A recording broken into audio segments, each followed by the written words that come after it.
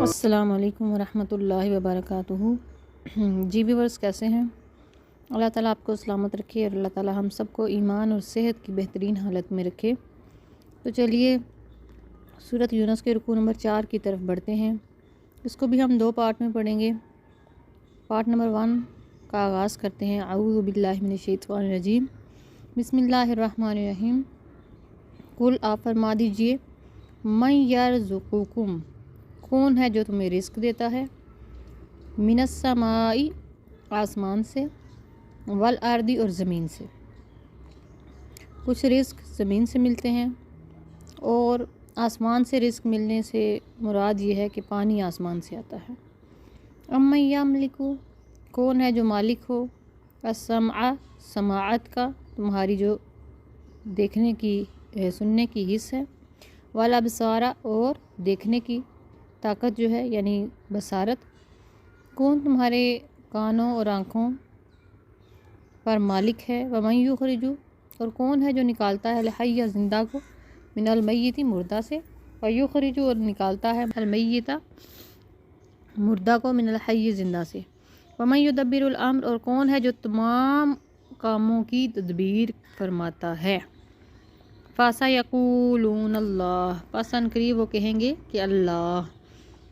فقل، پس آپ فرما دیجیے، افلا تتقون، پھر بھی تم اللہ تعالیٰ سے ڈرتے نہیں، کہ وہ کان جو سننے کے لیے اس نے دیے ہیں، حق بات سننے کے لیے، اگر وہ چاہے تو وہ لے سکتا ہے،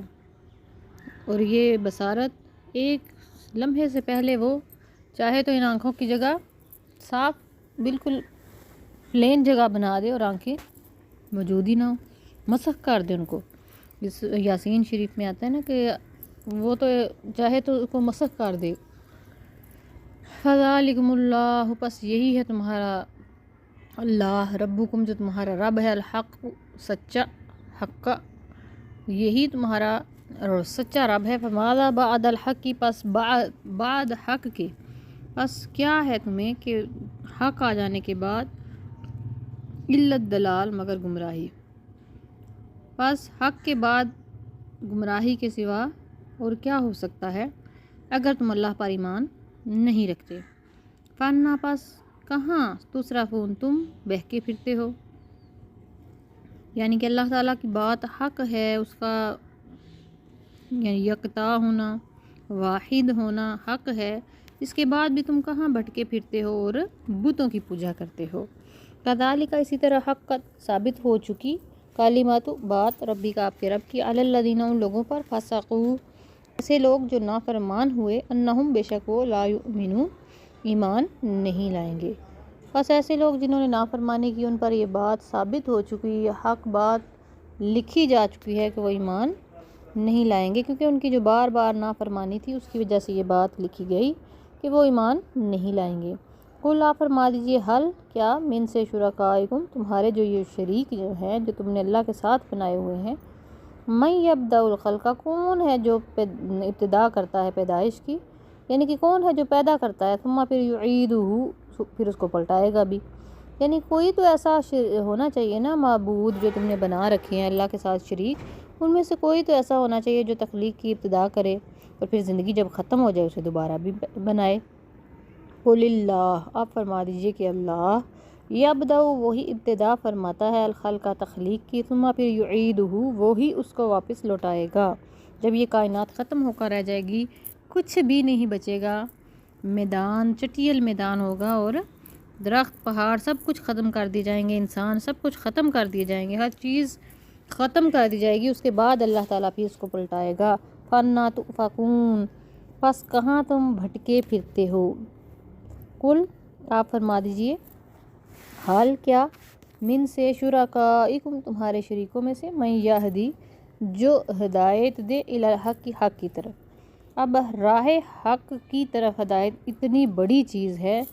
کہ وہ ان بتوں سے تو درکنار، ان بتوں کے پوجنے والے جتنے پادری بنے پھرتے ہیں اور ان کے بڑے گرو بنے پھرتے ہیں، ان سب میں سے کسی سے بھی ہم یہ توقع نہیں رکھ سکتے کہ ہدایت ان سے ہمیں مل جائے، کیونکہ ہدایت تو اللہ کی طرف سے ہے اور وہ اس نے انبیاء کے ذریعے لوگوں تک پہنچائی ہے۔ تو اس وقت بھی وہ لاجواب ہو جائیں گے جب ان سے پوچھا جائے گا کہ تم اپنے شریکوں میں سے کوئی ایسا بتاؤ جو حق کی طرف رہنمائی کرے کہ حق بات کیا ہے، لیکن کسی کو بھی کوئی کچھ سجائی نہیں دیتا، کسی کے پاس بھی کوئی آتھینٹک وے آف نالج نہیں ہے، آتھینٹک وے نہیں ہے، ان کے پاس کوئی بھی ویلیوز ہی نہیں ہے اس طرح کی، اور ان کے پاس کوئی بھی شریعت نہیں ہے، کوئی کوڈ آف کنڈکٹ ہی نہیں ہے۔ قل اللہ، تو پھر آپ فرما دیجئے کہ اللہ ہی ہے یہدی جو ہدایت دیتا ہے، للحق، حق کے لیے، افامن یہدی،